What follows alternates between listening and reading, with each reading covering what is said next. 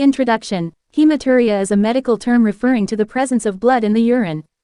This condition can manifest as either visible blood, gross hematuria, giving the urine a pink, red, or brown color, or it may only be detectable under a microscope, microscopic hematuria. Upper tract source identification. Only 10% of patients with gross or microscopic hematuria can trace the source to the upper tract, involving kidneys and ureters. Stone disease prevalence. Among upper tract sources, stone disease accounts for a significant portion, specifically 40%. Medical kidney disease categories. Medical kidney diseases, such as medullary sponge kidney, glomerulonephritis, and papillary necrosis, collectively contribute to 20% of upper tract hematuria cases. Renal cell carcinoma impact. Renal cell carcinoma is identified as a cause in 10% of cases where the upper tract is the source of hematuria. Urothelial cell carcinoma occurrence. Urothelial cell carcinoma of the ureter or renal pelvis is responsible for 5% of cases related to upper tract hematuria.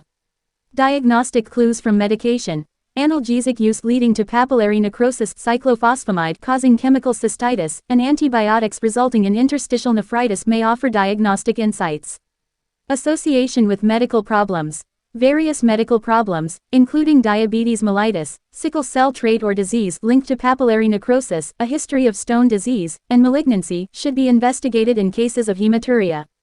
Lower tract source. In the absence of infection, the most common source of gross hematuria from the lower tract is urothelial carcinoma of the bladder. Microscopic hematuria in males. Benign prostatic hyperplasia is identified as the most common cause of microscopic hematuria in males. Signs and symptoms. Gross hematuria. The occurrence of visible blood in the urine is a significant symptom. Timing of hematuria. The timing of gross hematuria, initial, terminal, total, can offer clues to the localization of the disease. Renal colic. Presence of renal colic is an associated symptom. Irritative voiding symptoms. Symptoms related to irritative voiding, suggesting potential urologic issues. Constitutional symptoms. Investigating symptoms related to the overall health and constitution of the patient. Systemic disease signs. Physical examination should emphasize signs of systemic diseases, including fever, rash, lymphadenopathy, abdominal or pelvic masses. Medical kidney disease signs. Signs of medical kidney disease, such as hypertension and volume overload, should be considered. Enlarged prostate. Urologic evaluation may reveal an enlarged prostate. Flank mass. Presence of a flank mass may be detected during urologic evaluation. Signs and symptoms. Urethral disease signs. Signs of urethral disease may be identified during urologic assessment.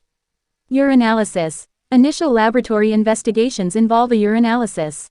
Terminal hematuria. Description of the timing of hematuria, including whether it is terminal. Total hematuria. Description of the timing of hematuria, including whether it is total. Localization clues. The text suggests that timing of hematuria may provide clues to the localization of the disease. Investigation emphasis. Emphasis on investigating associated symptoms. Abdominal mass. Physical examination includes checking for abdominal masses. Pelvic mass. Physical examination includes checking for pelvic masses. Hypertension. Signs of hypertension are relevant in the context of medical kidney disease. Volume overload. Signs of volume overload are considered in the evaluation of medical kidney disease.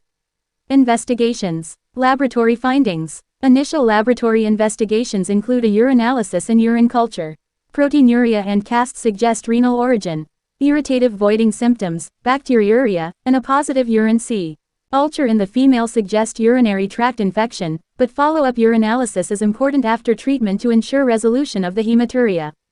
An estimate of the kidney function should be obtained, since intrinsic kidney disease has implications for further evaluation and management of urine cytology. Patients with hematuria, urine cytology, or other urinary-based markers, is not routinely recommended in the evaluation of asymptomatic microscopic hematuria.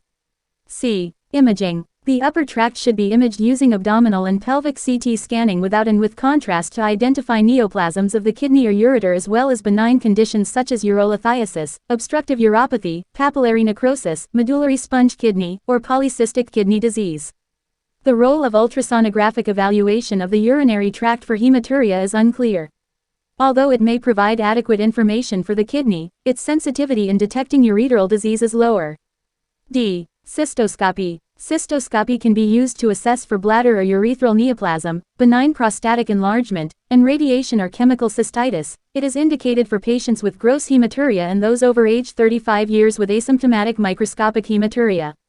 For gross hematuria, cystoscopy is ideally performed while the patient is actively bleeding to allow better localization, i.e., lateralized to one side of the upper tracts, bladder, or urethra.